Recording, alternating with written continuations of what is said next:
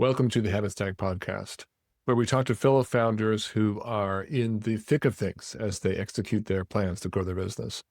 Because stories about past successes are interesting, but hearing from people who are in the middle of the battle right now, that's invaluable. I'm Scott Ward, founder of HabitStack. I'm here today with Jason Hunt, who is the co-founder of Merged Media. Jason, good to be here with you. Thanks for joining me. Thanks for having me, Scott. What are you reading right now? I'm going to ask you about what you're up to and everything. But first of all, what are you learning? What are you reading? What are you listening Yeah, to? you know what? It's funny. It's funny how trying to prioritize time to Oh yeah. read. You're bombarded with, whether it's notifications on social media platforms and all that type of stuff that I try to turn off. But it's very hard to actually sit down and read because I do probably a lot more reading of like things like ad copy and blog posts and things Yeah. like that online. However, my favorite book, which I'm always reading and I always continuously read, is called The One Thing. And probably very familiar with The One Thing. And it's almost like my personal Bible, to be honest. This is the one, I can't remember the author, but it's like, what is the one thing that you can do that will make everything either irrelevant or easier or something like that? That's the nature question. Irrelevant or unnecessary. And it's Gary Keller.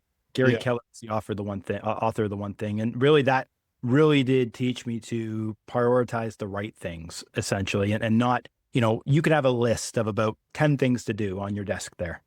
And out of those 10 things, if you squint your eyes and look at it, there's only maybe one or two things that really need to get done. And when I say really need to get done, they need to get done because they're going to contribute to that big goal that we're all trying to achieve, whatever that is, right? A lot of the other stuff in there is all noise. So it's focus on that one thing that's actually going to move the needle for you. I personally find that question to be very provocative too, right? It's a very good lens. And so somebody who treats that question, but all the book, but also that question, I think as I think you said, as your Bible. Well, you must have gone through a learning curve to apply that question, right? So the first time you read the book, oh, that's a great question, and then you look at your 10 things, and maybe it wasn't so easy to apply immediately. Like, oh, what counts, and help me and everybody listening to get better at discerning what the one thing is. Like, what have you learned about that? Yeah, I think first things first is knowing that discipline is not easy, right? Being disciplined to something and having the willpower to maintain a routine is not easy to do. It's one of those easier said than done things, no matter what it is. Whether it's, I wake up every single morning at 7 a.m. and I take my dog out to the park, and there's an outdoor gym there. And every morning I'm doing 100 push-ups. I'm doing a handful of tricep exercises. I'm doing sprints, all that type of stuff. It's only about a 20-minute workout, 20 to 30-minute workout. But the first week, 2 weeks, 3 weeks of doing it, it was hard getting out of bed in the morning and being like, I'm going to go work out every day. It was tough. But in The One Thing, they say it takes 66 days to instill a routine. Then once you hit day 66, everything becomes so much easier. And now I've been doing it probably about a couple of years now, every day. And it's just like automatic. I don't have that little voice in my head saying, Maybe not today. back to bed, go back to bed, Jay. You really deserve some sleep, get back to bed. No, it's automatic. Get up, take that first step, put on my socks and get going. And it helps having a dog though, too, because the dog holds me accountable. That's right. He's got to go out. If he doesn't go out, I know about it, So I think that's one of the big things is just, building off of that momentum to instill that routine is so important. And that appeals to everything, whether it's working out or whether it's, doing your to-do list in the morning, doing your journal at night, whatever it is. You just gave me an idea. I think maybe I need to supply all my clients with an accountability dog, or maybe I should. Maybe the takeaway is I am the accountability dog. So Brilliant. okay, yeah. So great. So the discipline, but connect the dots for me. So the question is, what's the one thing? You have a list of 10 things. The discipline of, I think, following through with that one thing and staying focused on it is what you're talking about. But what about the discernment process? Because it's not, it's easy. Sometimes it's easier, speaking of easier said than done, it's easier said than done to pick out what are the hallmarks of the thing that fits the criteria of that question. Like, what have you learned on that front? Yeah, I mean, to try to figure out what it is, what that one thing is, it's like, if I look at a list of things that I need to do today, there's a list on that on there and I learned this from Kevin O'Leary, who was recently on the podcast, The Diary of a CEO. Mm. You might be familiar with that podcast. And he used to work with Steve Jobs. And he mentioned in that podcast, Steve Jobs used to always abide by this 80% noise, 20% signal mentality. So everything that you do in a given day, there's either noise or it's signal, right? So this podcast, this might be it might be noise for me, it might be signal for you. You know what I mean? I don't know, Yeah. right? Like we don't know, right? Like so I think that's one of the things, is looking at your list of things you need to do, and does this contribute signal to the goal that you have that you want to achieve? So, in my case here, this right here, right now, at the time and day that we're in now, I'm a brand ambassador for my business. So this is definitely signal, doing things like this, Mm. having conversations like this. I got to prioritize this over all else. Right. Right. So I think that's the key thing to look at when you look at that list. It's like, well, what do I really need to prioritize to get to that goal? Well, I need to get more exposure for my personal brand. I'm going to do a podcast. I'm going to do a blog post. I'm going to invite people to my school community. You know what I mean? These type of things. Yeah. I mean, a couple things that come to my mind too is to have a clear goal helps, right? To have clear, like, this is what I'm up to. It's hard to discern out of that list of 10 which ones contribute to your goal if you haven't articulated, clear 2 or 3 things that you're up to for the quarter or for the year. I think also, I'm curious to hear what you think of this, but in my experience, for myself and for everybody, that there's a tendency to be less excited about incremental improvements that have a broad base of improvement. Like, one of the parts of that question is what makes everything else easier, right? I think that's the word he Yep. uses. Yeah. That's it. So I mean, irrelevant is a very strong one. Like that's like a categorical change, but he also includes easier. And so if you if you are satisfied, if you see something on that list that's like, wow, that touches 4 parts of the business and makes it all a little better, we should get pretty excited about that. Just as excited perhaps as this one thing becomes irrelevant, because both are very important. And so sometimes we kind of get caught up with the drama of, like, I'm just going to categorically solve this problem entirely. And we shouldn't. I love those. And we shouldn't, like, sometimes we struggle with having sufficient ambition, and we need to go after those things. But we also need to be satisfied with this these multi-category iterative Tasks. improvements. Yeah. So, what, another thing I always have in the back of my brain is Stephen Covey's 7 Habits of Highly Effective People. Yeah. And the 4 quadrants, right? It's like, a lot of times when I look at a task, it's like, is this task in quadrant 2, which is where things you should be living out of? It is quadrant 2, right? I believe that means it's important, but not urgent. Okay. Quadrant 2. Because typically what happens is people spend their time in quadrant 1, too much time in quadrant 1, where everything is important and everything is urgent.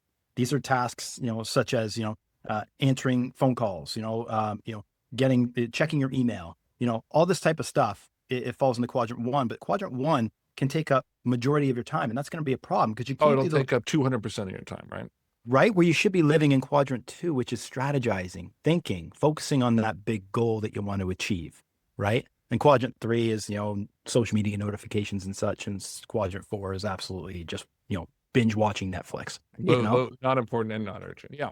Yeah. So I'm glad you brought that up, because this is an area, as you can imagine, I think about a lot, right? The tension between the important versus the urgent is something that everybody struggles with. And HabitStack is like kind of that its intention is to help with this problem. But founders have come up with all kinds of ways to help themselves, but also their team balance. Because you actually can't ignore the urgent either, right? Like, you do have to do the daily work. Most people who are working managers are like most of us have a mix. Most of us have a mix of things. We're not just strictly strategists. What have you found works well to help your leaders balance the tension? Yeah, great question. I made one of the best decisions of my business career back in 2019 when I merged my social media agency with an SEO company. Mm. reason why was not just because, hey, I can now offer a new service to my existing clients, but it was, the intangible at the time, which was the personality of my business partner, which offsets my personality perfectly. Okay. He's the type of guy, he's the CEO of our agency. I'm the CMO. Right. He's a CEO. He's embedded in the operation. He's focused on, systems, processes, all that stuff that I don't find very sexy, and allows me the opportunity to go and travel and do the marketing thing and speak at conferences and all that sort of stuff, all that type of stuff that he despises doing.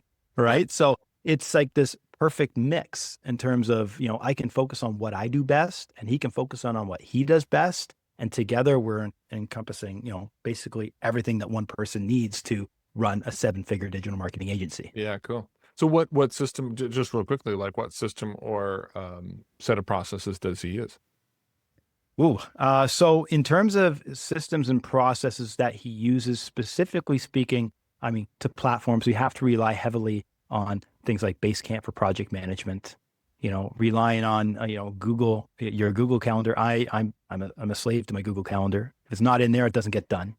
In terms of processes, fortunately, as a digital marketing agency, we've had to be very nimble. So, we've fully adopted AI, came in with our own AI tools, developed them ourselves.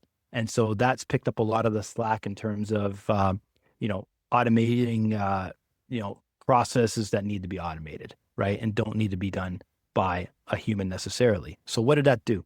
So give you an example, copywriters. So we could have easily fired our copywriters 2 years ago when we started adopting ChatGPT in our process. We didn't do that.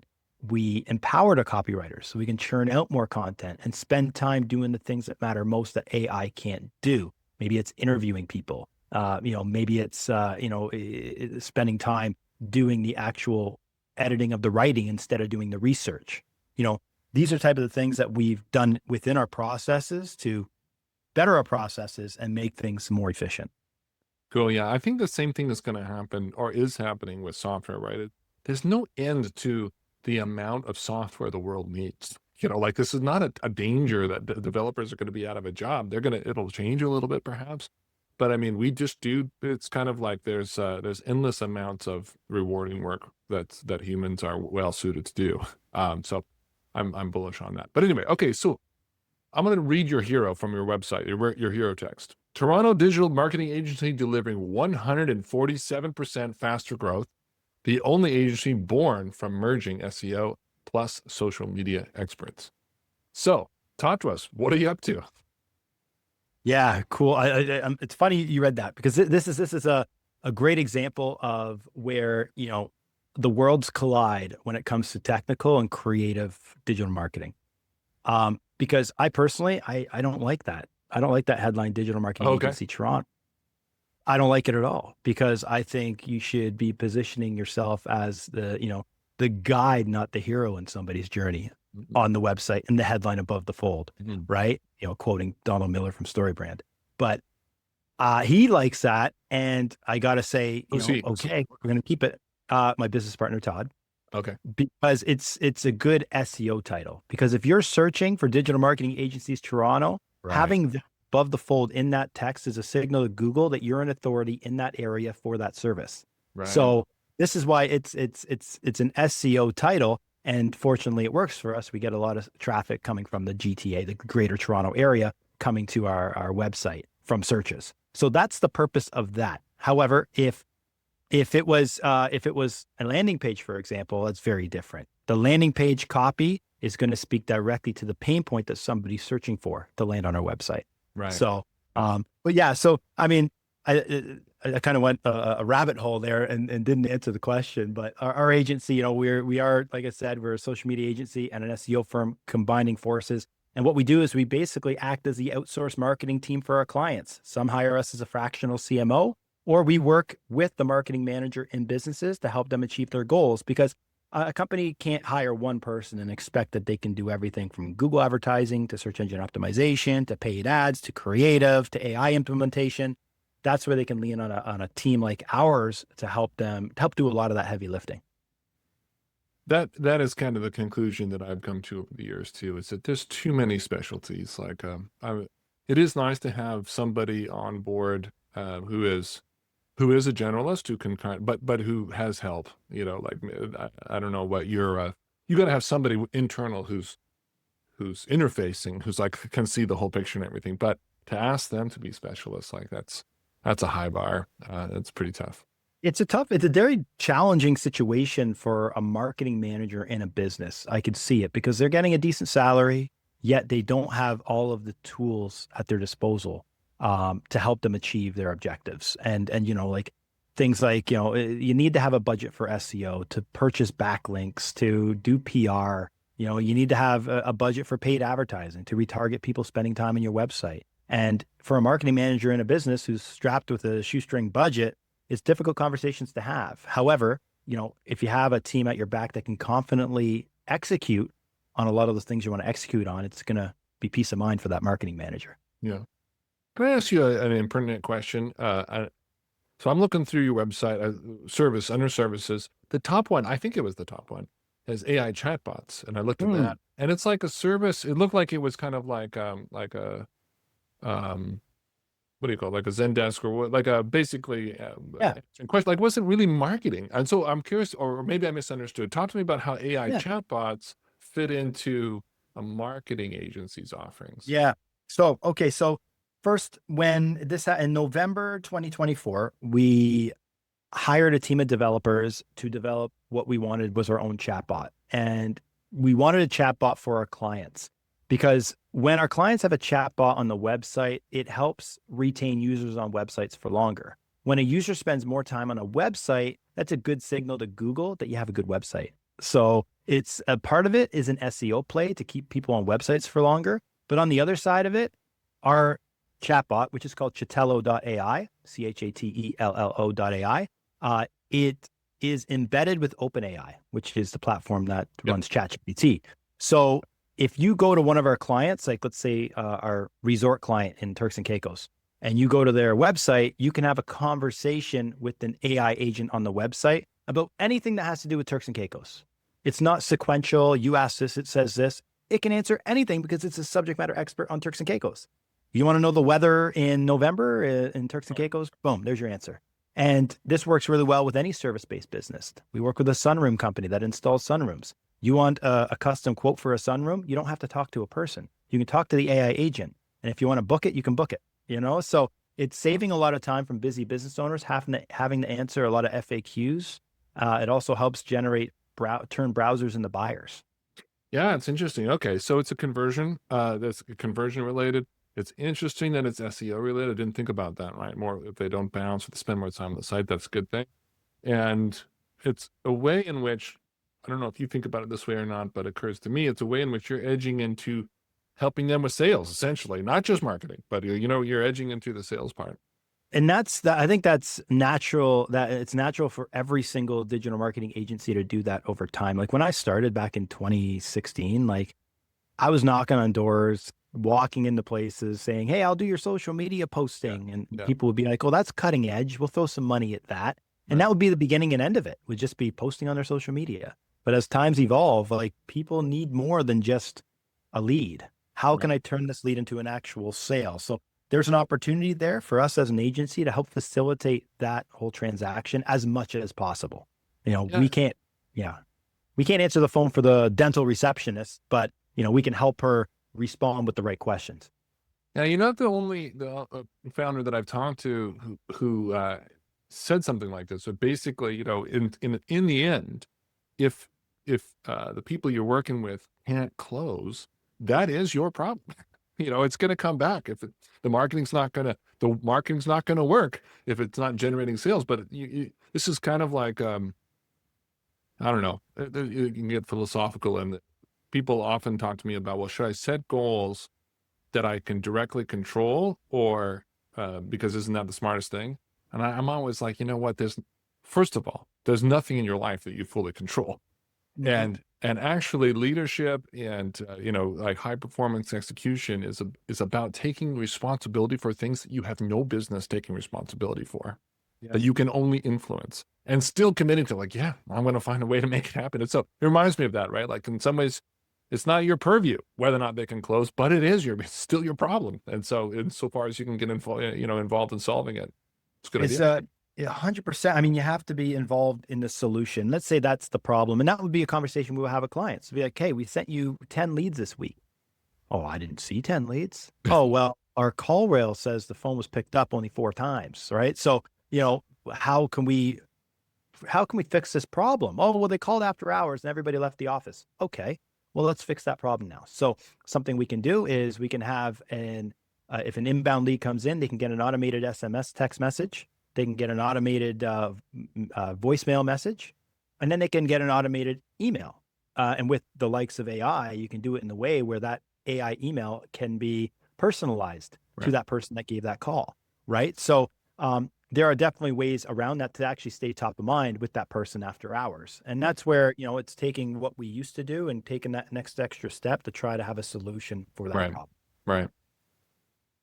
Jason, can I ask you this question? So, in all honesty, like if I know that you're good at everything, your company is like awesome in all ways, but if you, in your heart of hearts, like, what are you honestly like one of the best in the world at? If you, I would pit this expertise or this thing that we do against anybody else in the world. I think we'd win in the Olympics of that thing.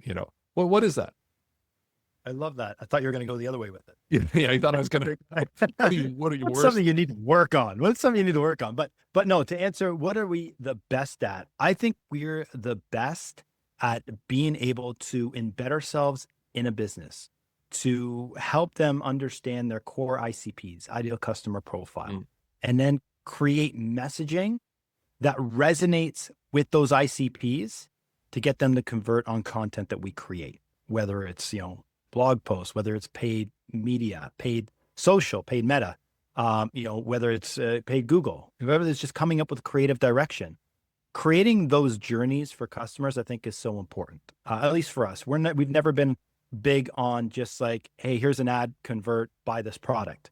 It's been more of like, well, at what stage of the journey is this customer in when they see that ad, right? Like a great example is the resort in Turks and Caicos again. Like people are not just going to see an ad and be like, oh, I got to get the Turks and Caicos. right. No, we got to plant a seed, right? So what is that seed? Well, we're targeting New York City, for example. It's a hustle and bustle. We want to get to those people in New York City that are just on the grind all the time and they just need a vacay. They need to go seclude themselves in a botanical garden in Turks and Caicos with a private cottage.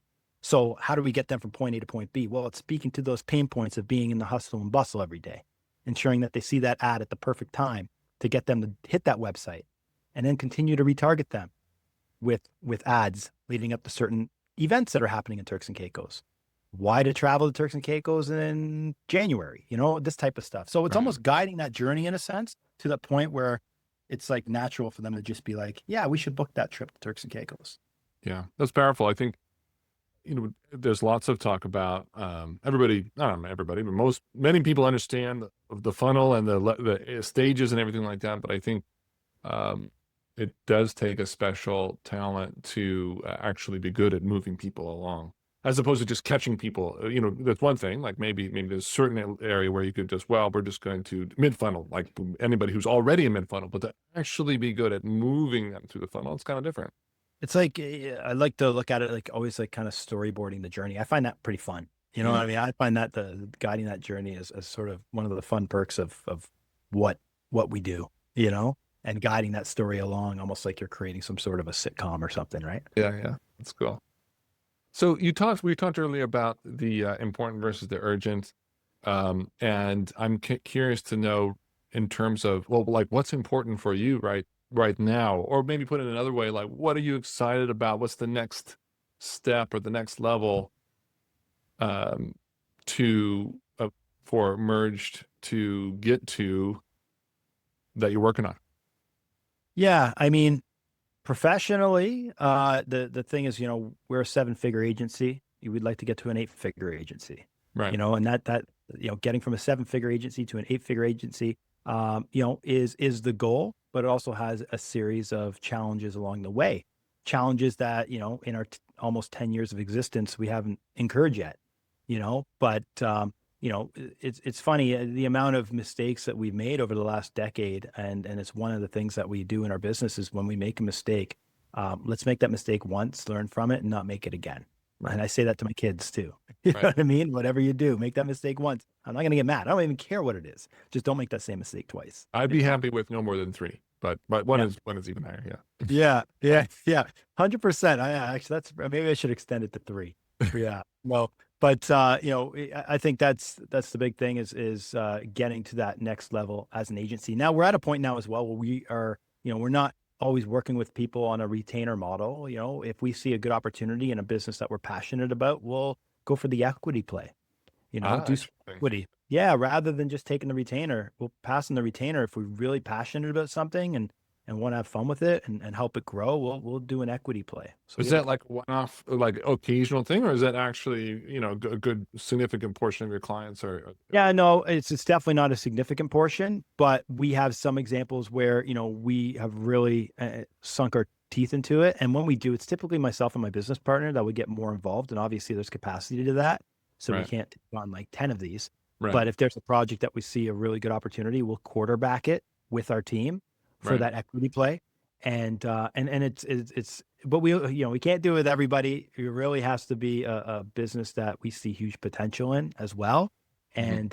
And, we don't want to sit back and be like, hey, we'll just take our percent and just hang out here and see what happens. No, there has to be certain milestones that we want to hit and we want them to help us hit, so Yeah. it holds You're gonna get an everybody. influx of people after this podcast, like, "Hey, let's do our marketing for 1% equity and, let's do this thing." Yeah, we'll have to do like a Dragon's Den type of episode Yeah, here, maybe a new that's right. podcast. There you go. Yeah. So you said that getting from, 7 to 8 figures, that is, typically going to there's step changes, phase changes along the way. What got you where you are won't get you there. So what are some of the things you anticipate you're gonna have to overcome challenges?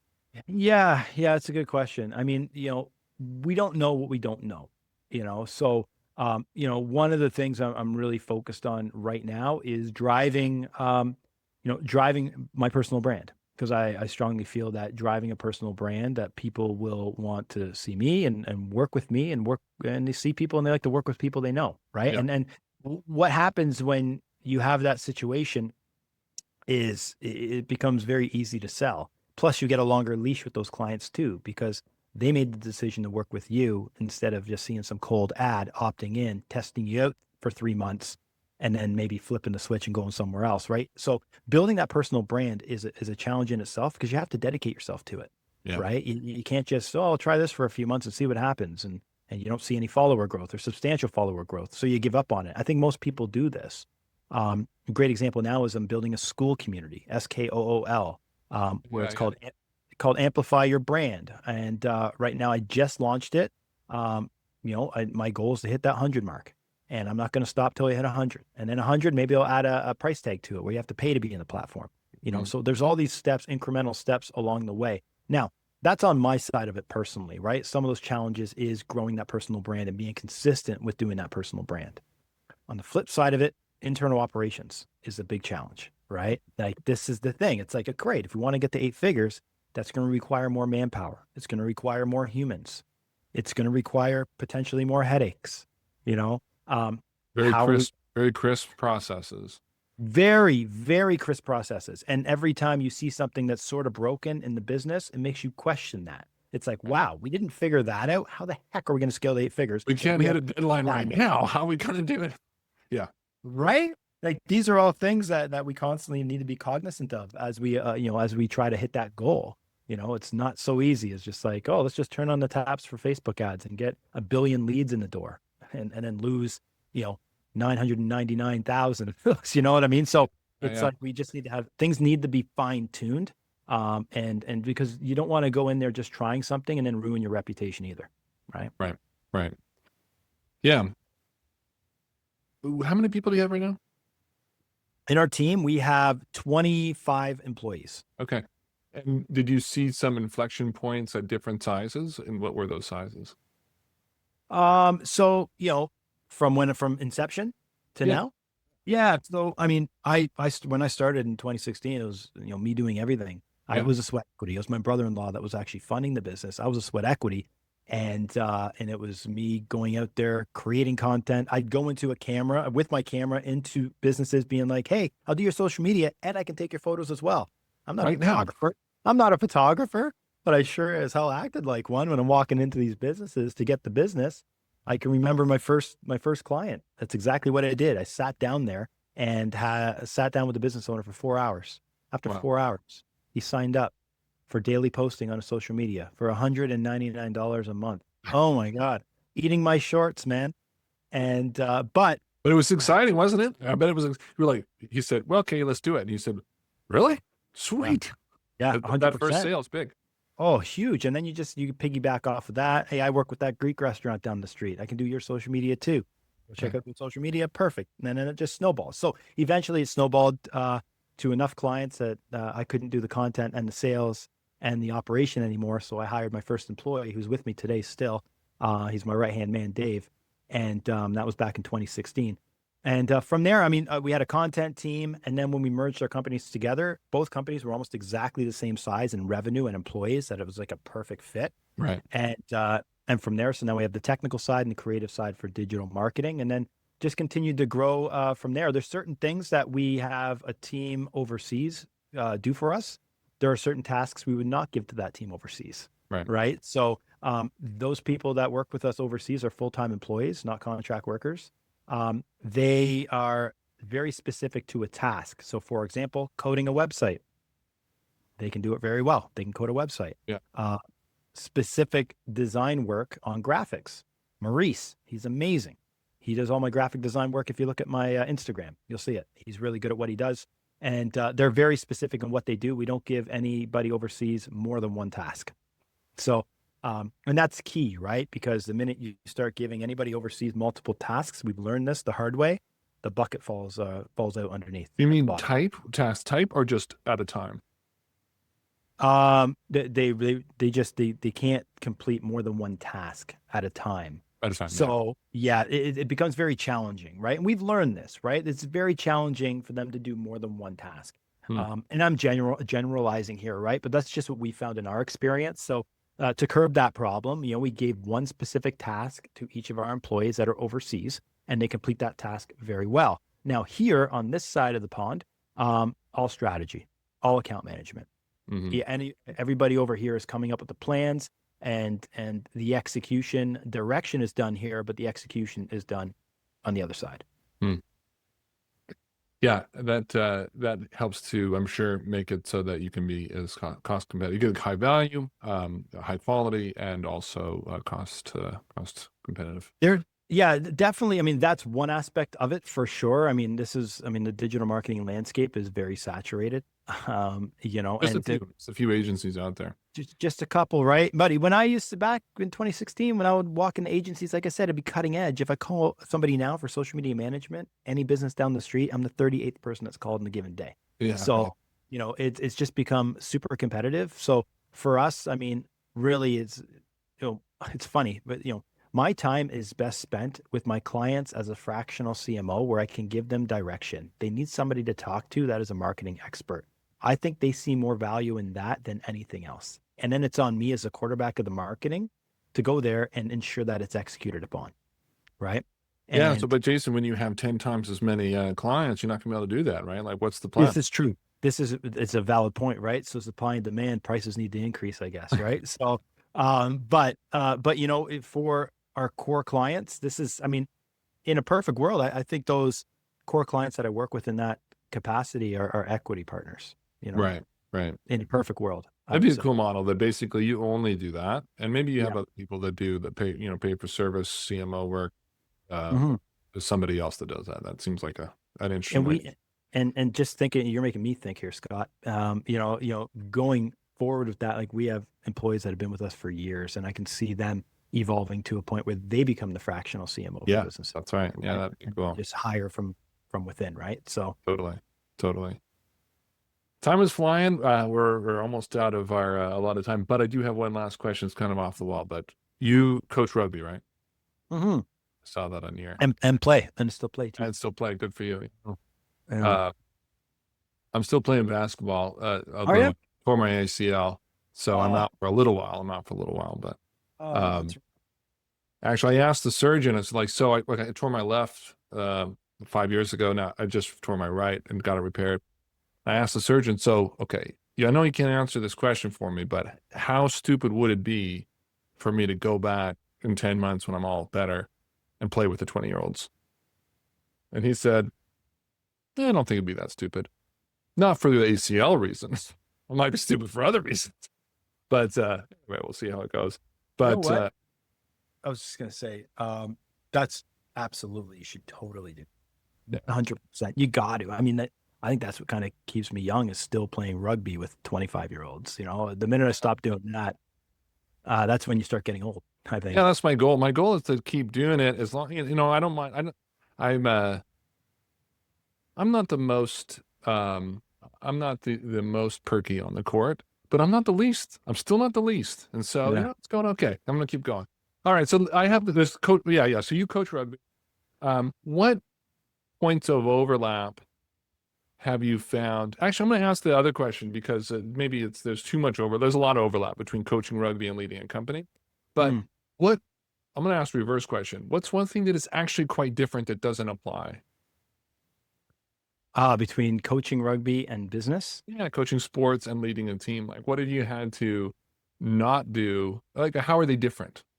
Okay. Um, Emotion, 100%. Like I'm Okay. coaching my kids, right? I'm coaching my kids. I'm emotional out there. I get very emotional. You can't just go on the rugby pitch and the rugby field or coach rugby or any sport and be like, this is a business decision. At least not at the level I'm coaching, right? But I think that's where I'm just like very emotional about it. I'm very, I get into it with my kids, and I want to see the best for them, right? And I want them to perform at their best. Yeah. So, um, you know, because it's emotional, if I took those same emotions and brought them to business, I'd probably make some very poor business decisions. Oh, that's a good answer, man. I like that. I wasn't sure. The question came to me, but I didn't have clarity on what the answer would be, and you nailed it. Yeah, that is actually a very interesting difference um, between the two. It does. There is a place for emotion in and inspiration, but you're right. It kind of it shapes out differently. But we'll have to tackle Here's the details in a different space. let me dive a little bit deeper into that. So, Okay, sure. like, let's say in business, on a team, let's say there's a player that's not performing so well. I can't just cut them. I can't just let them go. I can't just like, especially in the game of rugby, which is a very inclusive game, and Mm, it's I can't think of a better team sport than rugby because everybody contributes no matter your size, weight, skills, ability. You have to contribute as a team of 15 to achieve that goal of getting a try or stopping a try, right? And you have to bear with them. In business, sometimes you have to cut people. You have to mm, hire fast, fire fast, mm. right? It's very important, right? You can't just string somebody along and hope they're going to change in business. If you see those, maybe their resume looks really good, maybe they interviewed really well, and you hire them on the spot, but then you start seeing red flags within that probation period. Yeah. You're not just going to be like, you know what? We really like that interview, though. Let's just keep thinking about that interview and forget about all these red flags we saw in the last 3 months. You have to make that decision and cut it at a Yeah. certain. Yeah, so my reflection on that is that is a difference, although I think that that's a difference in level, right? Like like it's a professional situation when you in business. If you were coaching rugby at at the professional level, actually it would be like that. Valid. If I was getting paid to coach, it'd probably be very. That's right. If it wasn't just for the joy, anyway. Hey man, that was a great conversation. We covered a lot of territory. I appreciate you sharing about what you're up to with Merged Media, which is by the way is merged.ca, right? Merged.ca. Yep. So MERGD.ca. Yeah. and I think you service people outside of Toronto despite your H1. Yes. Yes. 100%. And yeah, an ongoing conflict or conversation with my business partner. But yeah, so we service people. I just came back from Europe. I was in Bucharest and Prague, and have some clients over there that we work with, and we work throughout the U.S. as well. So we're not limited to Toronto. We're Toronto and beyond. Cool. Great talking with you, Jason. Thanks for joining me. Scott, this is truly a really great conversation and a very unique podcast episode that I've been on compared to the other ones that are all talking tactics. I really enjoyed this conversation. Me too. Have a good one. Thanks, Scott.